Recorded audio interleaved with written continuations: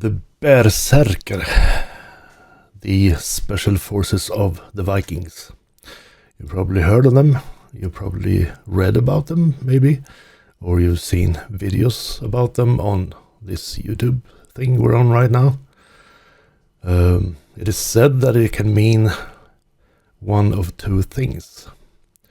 I don't agree with that. There are more meanings to that word, but we're going to take a look at that today. So I hope you're interested in the Berserkr. That's today's topic.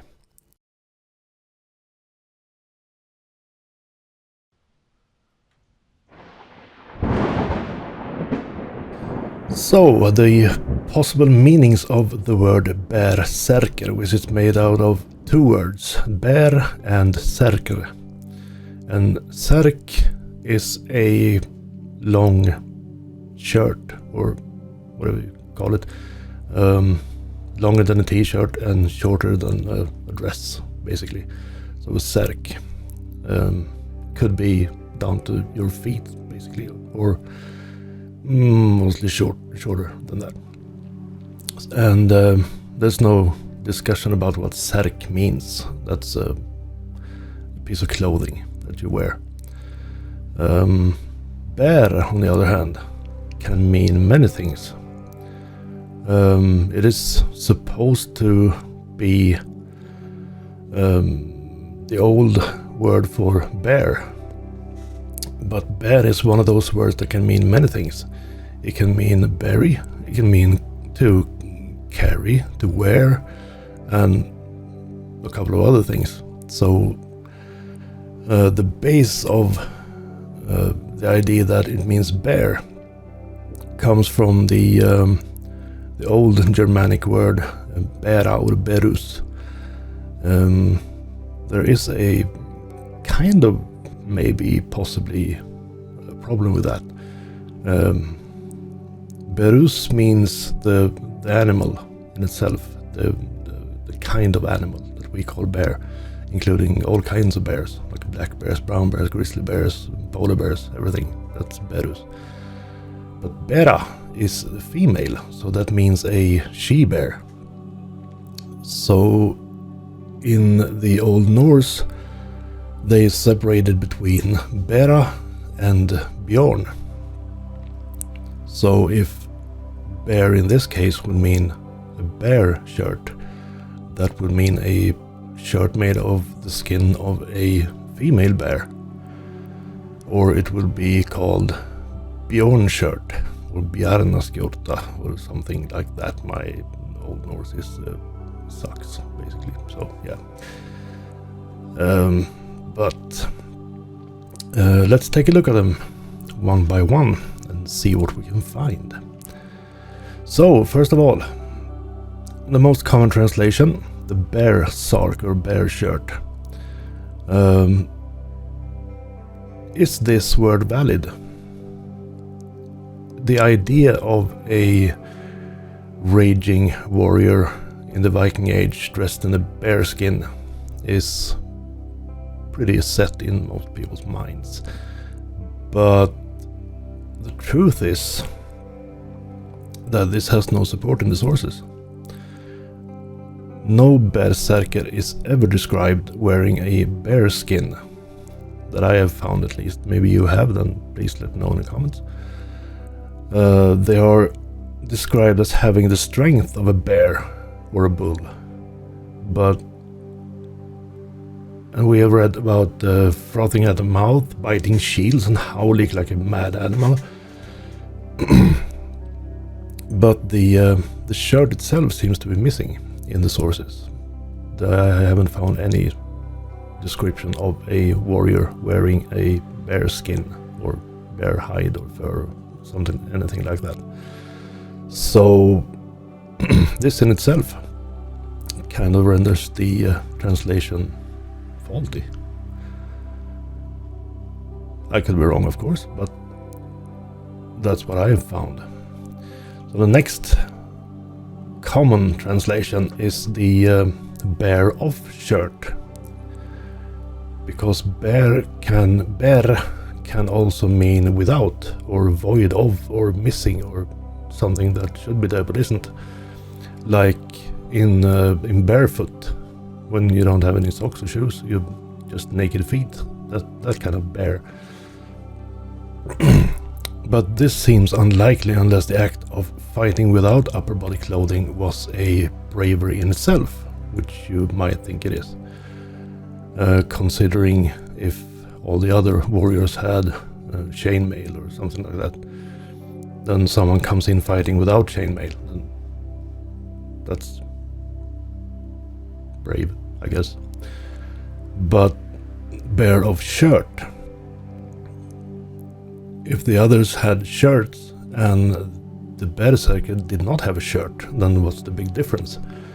The shirt is made out of linen or wool or something like that, but that's not very protective. So the difference between wearing a shirt or not wearing a shirt isn't that big, really. I guess the shirt implied in this translation would be the chainmail shirt, but there is very little evidence for the Vikings ever wearing chainmail, except as the neck protection on the helmets.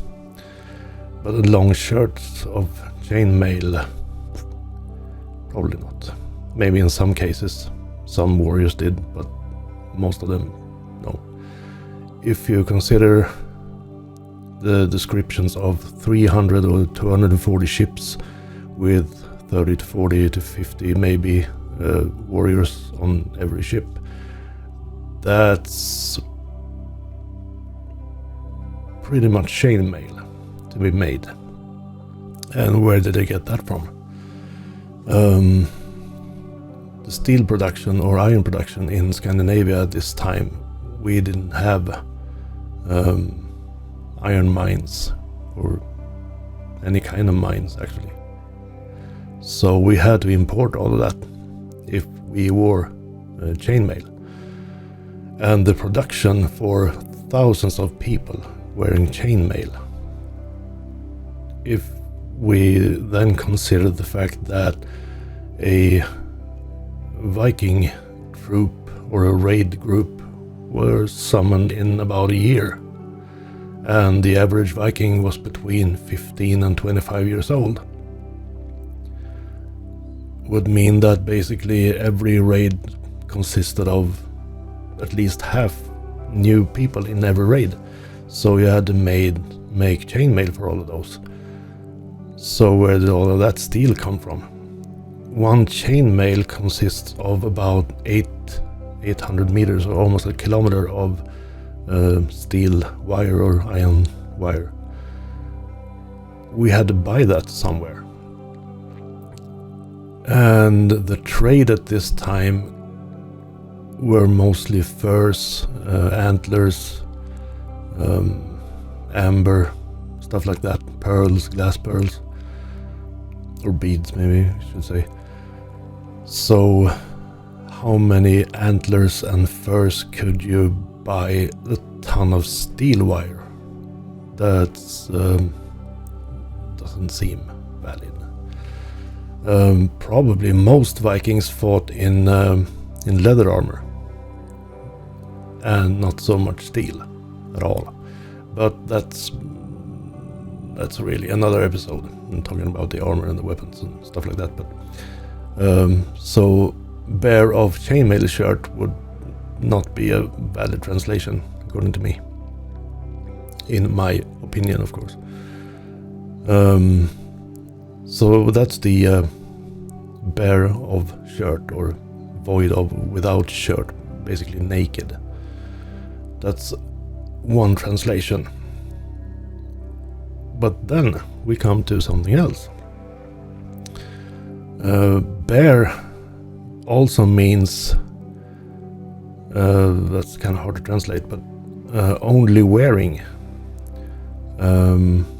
as in taking off the armor, becoming only wearing a shirt. So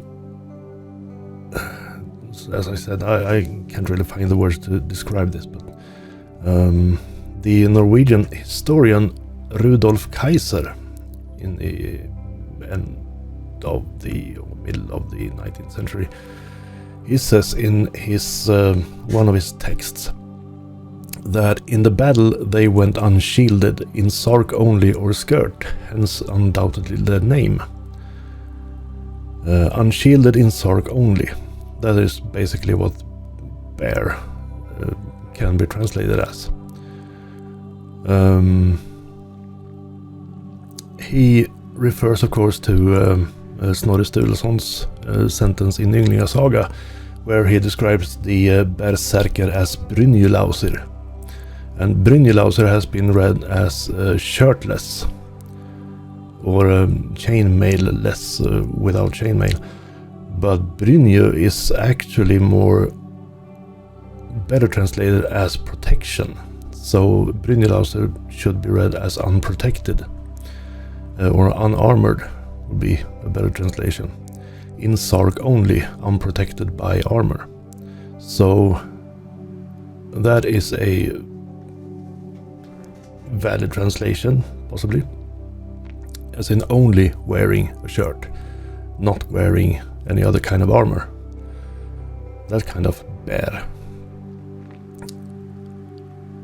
And bear can also mean to wear, but this would be a strange word unless it implies wearing something special, because to wear a shirt wearer would be like everyone had a shirt, probably. This fourth possibility is rarely touched by science, because it is spiritual in nature, this interpretation especially.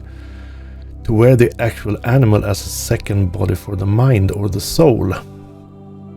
To wear a bearskin for the soul. This could sound strange maybe, but we also have to consider another word that describes the Berserkr before understanding this totally. A very important word that few connect to the Berserkr is hammer. Berserkers were described as ekki einhammer, meaning that they didn't only have one shape, as in, for example, Eyrbyggja Saga, where we are told that the Berserkers went home at night very tired, as they tend to be that are not einhammer. They are exhausted, those who perform the Berserkergang. So einhammer could be translated as one shaped, or one only in one form, more than one shape, as the human shape and one or two more. And in the saga of Storolf and his son, Storolf is told to be extremely strong, and everyone knew that he was not einhammer, meaning everyone knew that he could shapeshift. So shapeshifter is something we have to consider. The focus on translating the Berserkr has been on them wearing a bearskin, or not wearing a skin or shirt or anything, like in the physical interpretation of wearing something. But in this case, I think we could look past that and look at the more spiritual side of wearing things. So, for example, think of the werewolf. Were is an old English word for man, or at least I think it's Old English, and the werewolf means man-wolf, and a werewolf changes its shape in the full moon, as we all know. So the werewolf is a shapeshifter, and not one-shaped. He has the shape of a man, and he has the shape of a wolf, or a man-wolf. So he has two shapes. So a werewolf is ekki einhammer. And to be einhammer means that you can change your shape, or that you, like Loki in Thrymskvida, have the ability to transform into an animal whose hammer suit you put on. like a jacket or something, and become that animal. When Loki takes he steals Freya's some kind of bird suit and flies over to Thrym to find Thor's hammer. So that's a hammer that you can put on, physically put on, to become something else. And to turn into that animal probably takes some kind of special skill, however that happened. So this implies that the Berserkers didn't only have the strength of a bear, they could actually become the bear by shape-shifting. And there are no records of bears fighting among men, except in the saga of Rolf Krake, where Bödvar Bjarka is told to be sleeping while a bear appears, fighting with the strength of five men. And Hjalti, one of the men of King Rolf, questions why Bödvar isn't fighting with the other men, when he's told as being one of Rolf's best and strongest warriors, or the Berserkr, the Special Forces Viking. The king answers that he is probably somewhere where it is best for us. That's a strange answer. So they are fighting someone full battle, and Bödvar is somewhere where it's best for everyone else. That okay. And what Rolf means with this is that he knows that Bödvar is sleeping somewhere or in trance somewhere, and the bear fighting with the strength of 5 men is actually Bödvar in his bear hammer. And the king also knows that if Bödvar would wake up in this state of being something else, in a shape-shifted state, he would be extremely dangerous before he remembers that he's a man and not a beast. And that's why he's somewhere else and not among the men, because if he were among the men and someone woke him up for some reason, he would be very dangerous to have around. So this text implies that he's in some kind of another mental state of mind, that his spirit or soul or his mind has taken the shape of a bear, or put on a bear as another body for his mind. And when Bödvar is woken, the bear disappears. In this saga, Bödvar has been helped by a Seid woman to transform into a bear, so he didn't do it himself, he had help. And the wounds of the bear were also found on Bödvar. So the wounds that the bear, when he was in the bear shape, and the wounds he got then was also on him when he woke up wherever he was sleeping. This is the only story that I found that mentions a bear, an actual bear fighting among men, and I think that if this was the way it was, or the way it happened, English monks would have written about it, or someone would have written about it, or depicted it in some way on a tapestry or something. But they haven't. There's no mention whatsoever about a bear turning up and fighting among Vikings or any other people. We could mention the Anglo-Saxon Chronicles here. The description of the Berserkr at Stamford Bridge, you know, the guy who single-handedly stood against the English army on the bridge. This was supposed to be a Berserkr, and the Anglo-Saxon Chronicle says, "Then was there one of the Norwegians who withstood the English people so that they might not pass over the bridge." One of the Norwegians. No mention of extreme size or special clothing or anything like that. And it continues, "Then came another under the bridge who pierced him terribly inwards under the coat of mail," indicating or telling us that he had chainmail. So the chainmail protected him, not a bear skin or anything else, but he had chainmail, and he was killed by a sword being shoved into him under that chainmail where he was not protected. And this doesn't sound like the bearskin warrior or a bear animal warrior or someone wearing nothing at all. So, and still this was a berserker, according to the stories. So it seems more like the chronicles describe a strong warrior with chainmail, rather than a bearskin wearing a berserker. But yet he is a berserker, so there were probably more kinds of berserkers. The more probable version would be that a merging between the bear and the man took place, where the mind of the bear took over the body of the man, giving him the strength of the bear, or the opposite. And in this state, the berserker was described as not making any difference between a friend or foe, or friend or family, or whoever came in his path lived dangerously for a while. Even their own children became targets for their rage in the Berserkr. And the Berserkr is when this person is transformed to or shapeshifted to a berserker.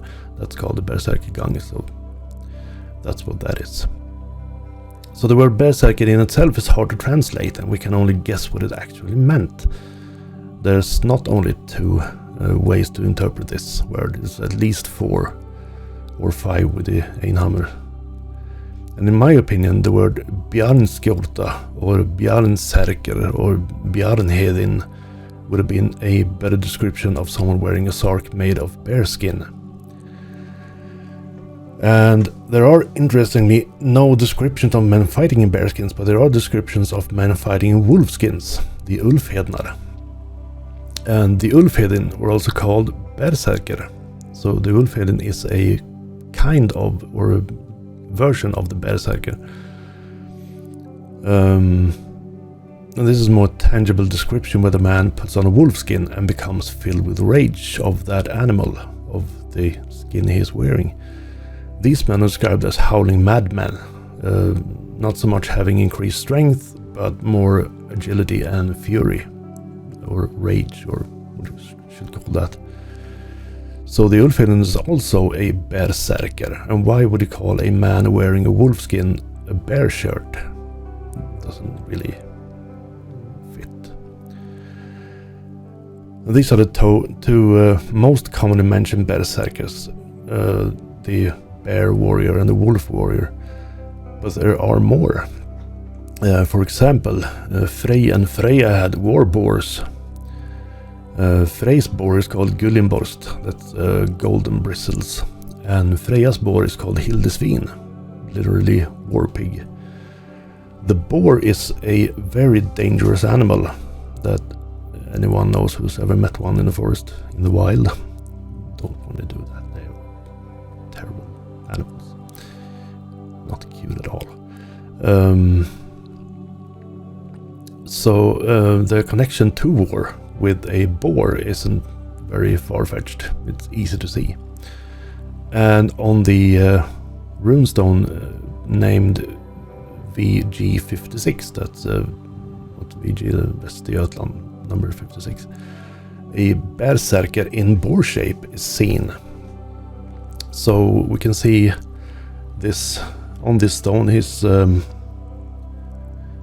This stone has actually been used to show a berserker, thinking that this is a bear-headed person. But you can actually see that is either a bull or a boar, and my guess would go to the boar, because it doesn't actually have horns, which a bull would have. But you can almost make out the snout and the teeth, whatever the tusks are called. And he seems to be fighting some kind of a fighting game. Lots of fighting games from the Viking Age that survived into the medieval times and maybe even into our times, but we use them as games now, not war games. So yeah, that's a berserker shaped like a boar. And In one of the graves in Uppåkra in Sweden, that's in the north of Sweden, north of Stockholm, adornments for helmets have been found in the shape of boars. So you can see the pigs, and you can also see the tusks. So if you compare that, what was it, bronze? If you compare that to a real boar, you can see the tusks. So you can see it's not a pig, it's not a swine, not a tamed animal. So this was probably that person's other hammer, we can guess.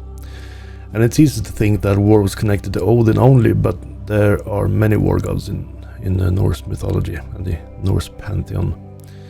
And possibly this is kind of a totem system where a clan or a family were tied to a family totem, and this totem helped them in battle by lending them their hammer or their shape. There is no research that I have found on a Norse totem system, but I would be more surprised if there wasn't one than if there were.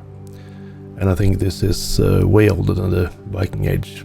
The graves in Uppåkra and in Uppland are from the Vendel graves, are called, or the Vendel gravefield. They are from the first 500 years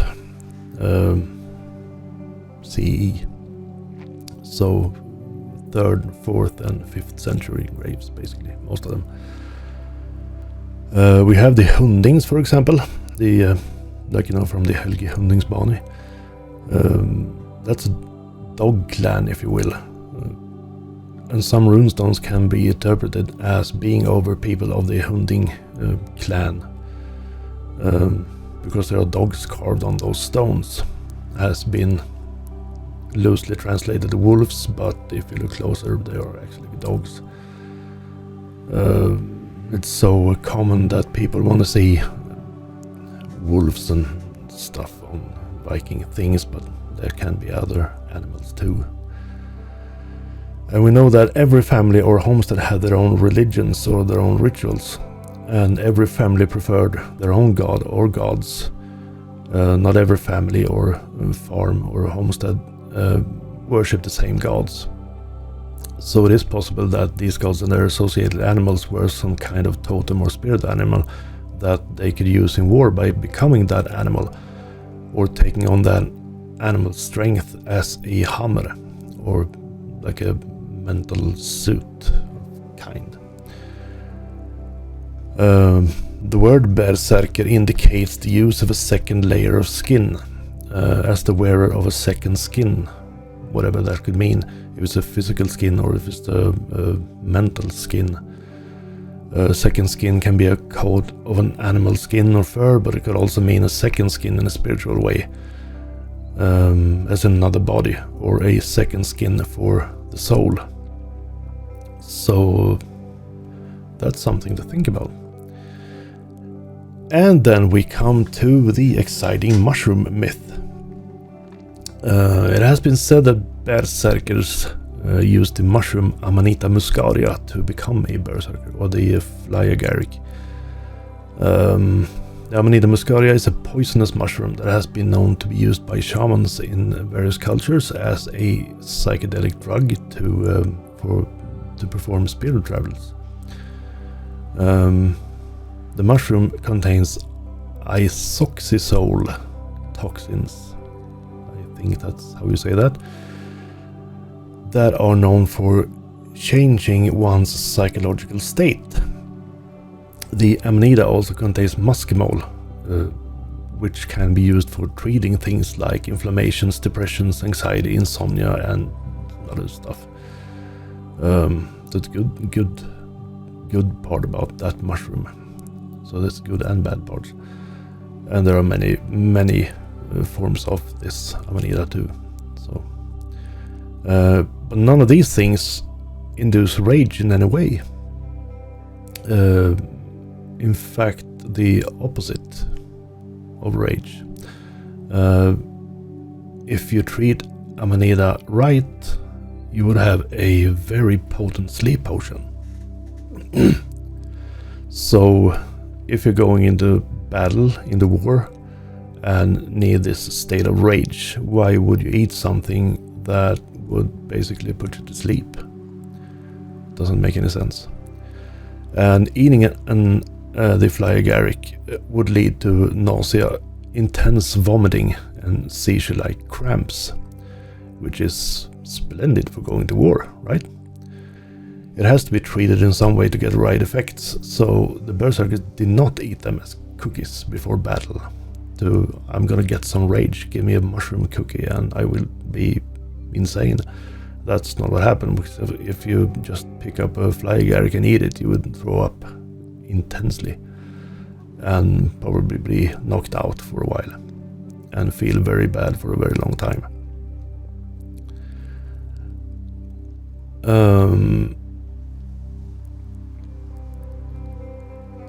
And the only way I can see the use of Amanita or the fly agaric for berserkers would be the same as for the shamans to perform spirit travels. This speaks for the fourth version of the word, the use of the hammer or shapeshifting, somehow connecting to the spirit world, and in this case connecting to an animal's spirit. It is possible that a potion of Amanita muscaria was used to create a state of mind that allowed the person to connect to this animal spirit and then create a fusion of the spirits, allowing the man to use the animal's mind in battle.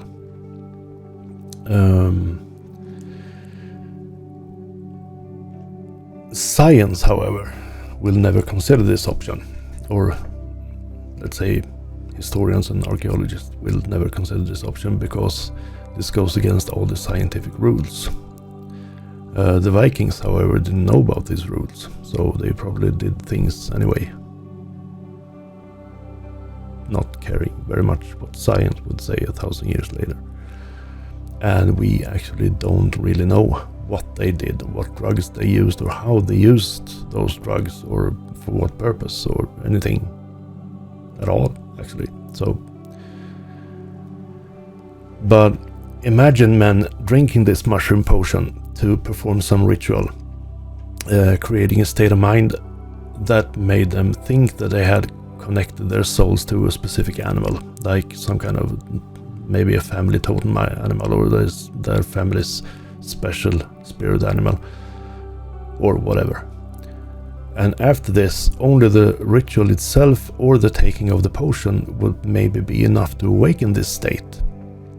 If this ritual, for example, consisted of a dance where shield biting was a part, that would possibly be enough to awaken the inner animal.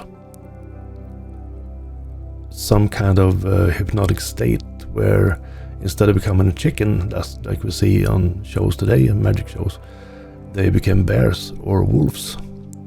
You may have maybe seen these acts where someone get hypnotized and become a chicken, walking around on stage, picking on stuff.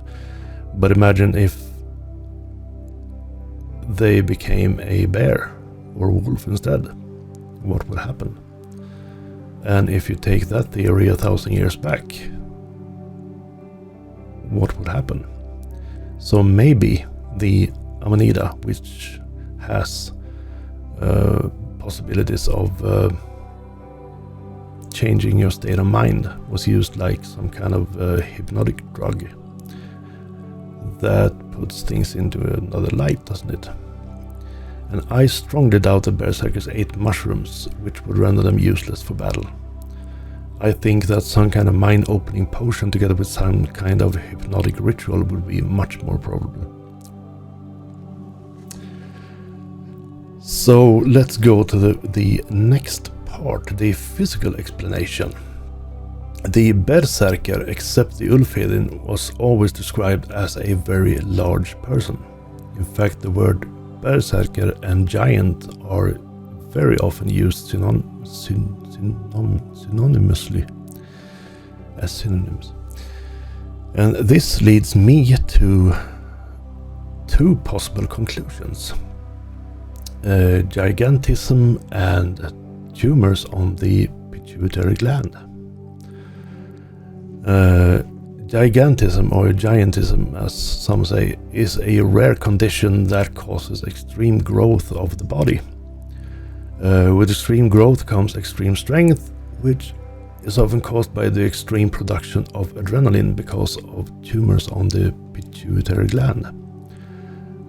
This condition still exists, happens sometimes, not that rare actually, but it is rare, but it's not common, but it exists. And if this condition continues after adolescence, it is called acromegaly. Yeah, well, whatever language. And acromegaly causes overproduction of cartilage and bone growth where it shouldn't be, like in the face, sometimes creating disfiguration, some kind, like bigger eyebrows or a bigger forehead or disformed face with kind of weird shapes. The Berserkers were told as being either very large persons or very large and ugly persons, which could be explained by acromegaly. They are sometimes called giants, and a giant was a large and ugly person, which was often, not always, deformed in some way, so you can see they were a giant. And people with gigantism often have anger outbreaks caused by different things. And this is due to overproduction of adrenaline, or epinephrine, I think the Americans say, and hormones caused by the pituitary gland. And these persons seem to have unnatural strength and seem unaffected by pain, which is a side effect of adrenaline. A child with such an outburst could hardly be controlled by 3 or 4 grown adult men, so just imagine what a grown man could be like. And after the outburst, the person is extremely tired and powerless and can hardly stand or move, often falling asleep, having headaches, and seems to be a bit slow in thought and mind. It's always also common that they have no memories of what happened, like they have been knocked out or taken over by something. They describe a tunnel vision when this happens, and extreme focus on whoever the foe is or the target, and they no longer recognize their friends and family, but anything that stands in the way between them and their target gets hurt. So this describes the Berserkr pretty well, I think. Strong as many men and totally exhausted after, and a bit slow, and not remembering really what happened, and turning on everything and anything in their path. And today, if such a condition is noticed, we medicate the child to stop this growth. It can be stopped chemically, and the production of hormones, because we see it as unnatural and harmful. It's not rare that this condition can shorten your life, pretty much, and we don't want that to our kids. But 1,000 years ago, this behavior could have been appreciated by people needing warriors, right? And it is possible that these children were taken in by shamans or the likes and shown how to perform the spiritual travels using the fly agaric or amanita mushroom in a potion form or in some other way to interact with animals. Whether they did or didn't, if they think they did, that's basically the same thing, if you consider the hypnotic state. And there is no way for us to prove or disprove this. We can't do experiments with the potions in the way they did because we don't know what they were. Was it only the mushroom, or did they use some other herbs or other mushrooms or something else? Were there some kind of ritual, like a trance thing that we don't know about, or there's no way for us to prove that or experiment with it? We can experiment with it, but we probably wouldn't come to any kind of good conclusions. And this condition of acromegaly and gigantism, it takes its toll on the body. It really does. Overgrowth tends to lead to permanent pain and different issues with bones and cartilage, everything that grows in the body. Gigantism people grow extremely fast, and that's not good in the long run. And this leads to constant bad moods due to the constant pain. And old berserkers were sometimes called night wolves because they became very angry and grumpy, especially at night because of bad sight and sleep deprivation. Also a common long-term effect of gigantism and acromegaly. A person with gigantism or acromegaly could become a spiritual berserker, while a person without this condition could become an ulfhedin, which doesn't really work the same way, it seems, as the berserker more went into another state of mind, as the ulfhedin basically took on a wolf coat and just went into some kind of frenzy. And the ulfhedin were possibly, it sounds like, more affected by some kind of drug, like possibly henbane. But they're all called Berserkr, which speaks against the first and the second. That is the most common interpretations of the word. So the wearer of the second skin is a interpretation that I would make, more than a bear shirt or a bear of shirt, as people think. And even if modern science can't prove things like spirit travels, we shouldn't discard them when talking about ancient cultures. If it was real to them, it was real to them, and it doesn't matter what's real to us. They didn't have modern science or modern science rules or anything like that. They did what they did, no matter what. And we don't know what rituals they had back then, or how they used drugs, or what drugs, or when they used it and for what. And especially, I haven't talked about it much in this episode, but the henbane is interesting, because in medieval times, in Middle Ages, there were recipes, some have been preserved, that include henbane that was used by witches to be able to shapeshift into animals. And this could be a remnant of old potions used for shapeshifting by the berserkers. Maybe, possibly, who knows. But that's what I had. And that's my interpretation and my thoughts on the Berserkr. I hope it helped. I hope it was interesting.